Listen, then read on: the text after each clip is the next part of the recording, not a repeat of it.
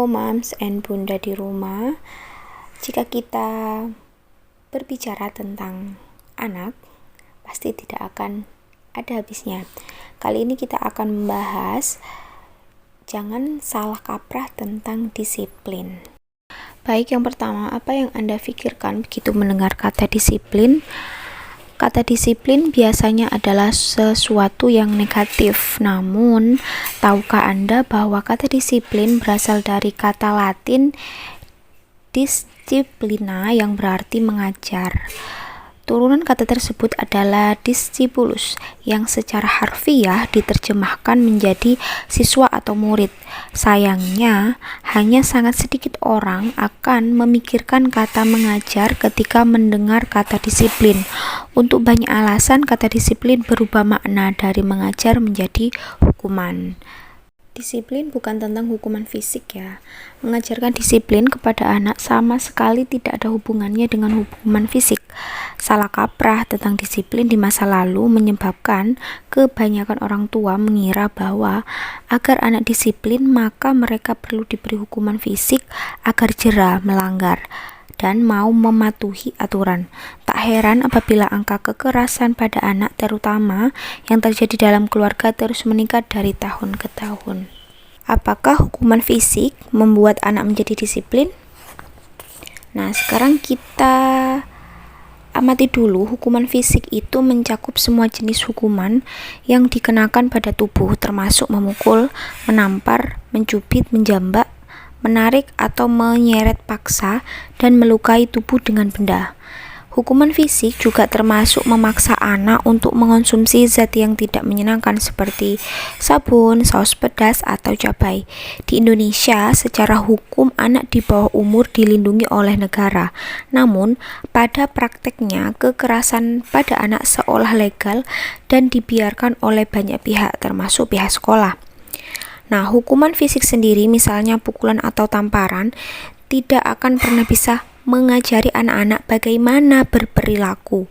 Ketika orang tua menggunakan hukuman fisik, anak-anak cenderung menunjukkan perilaku menentang, mencemaskan, dan atau depresi.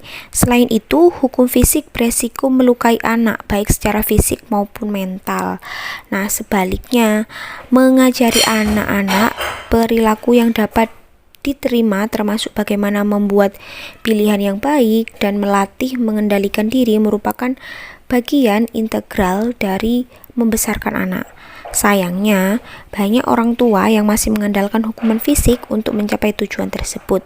Terlebih lagi pada orang tua tersebut tidak bermaksud untuk menyakiti anak-anak. Mereka menggunakan hukuman fisik karena sangat meyakini bahwa hukuman seperti itu merupakan strategi disiplin yang paling efektif. Masalahnya adalah bahwa hukuman fisik secara umum lebih banyak bahayanya daripada manfaatnya. Dengan perilaku tersebut, apakah tidak ada akibatnya? Tentu saja ada. Yang pertama, memperparah masalah perilaku anak itu sendiri.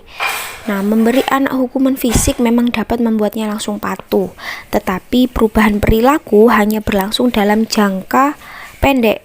Hukuman fisik tidak efektif dalam jangka panjang, bahkan dapat memicu masalah perilaku yang lebih buruk lagi.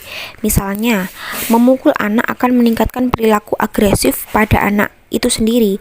Anak-anak yang sering dipukul lebih cenderung memukul orang lain. Jadi, anak melampiaskan apa yang dia rasakan kepada orang lain seperti itu.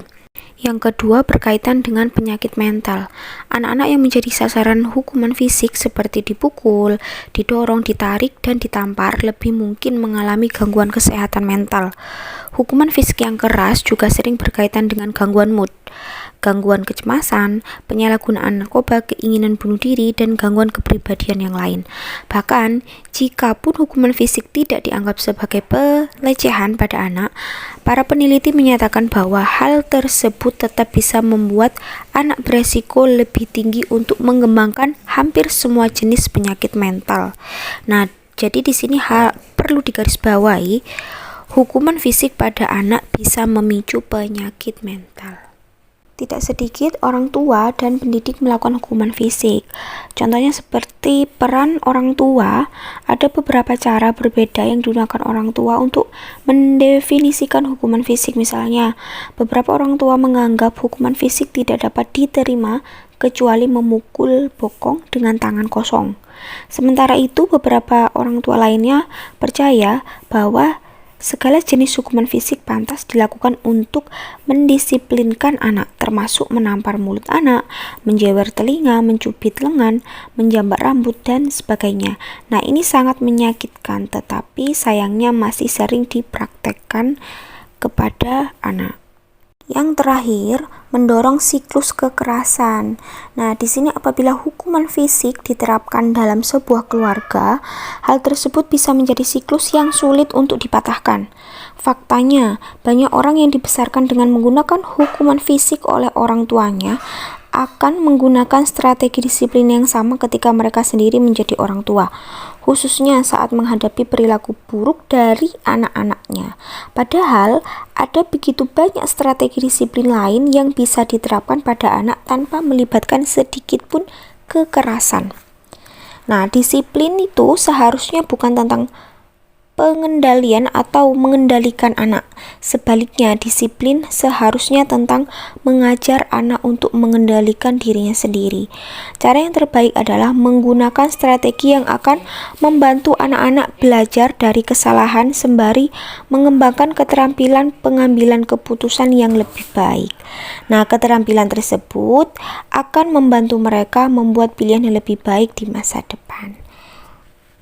Baik, itu dulu ya Moms and Bunda di rumah. Kita akan bahas lagi materi-materi yang lain atau tentang cara-cara lain, cara mendisiplinkan, cara mendidik anak kita menjadi lebih baik lagi. Thank you, terima kasih.